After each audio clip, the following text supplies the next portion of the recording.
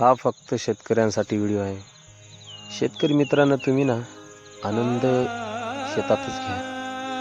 या शेतामध्ये नर्वस व्हायचं नाही, म्हणजे शेत आपल्याला नर्वस कधीही करणार नाही। कारण शेतामध्ये जो आनंद आहे तो कुठेही भेटणार नाही। ही शेती आपला देवता आहे आणि ह्या देवतेसमोर आपण नर्वस झालं नाही की देवता आपल्याला कधीही नर्वस करणार नाही।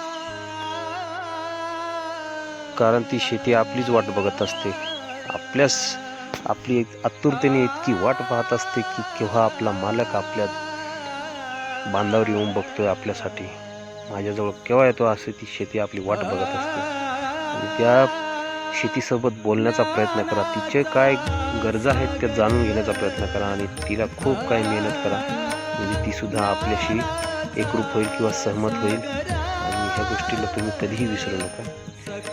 शेती हीच आपलं सर्व धन आहे, सर्व संपत्ती आहे आणि याच्यासारखं कोणी आपला मित्र बनणार नाही।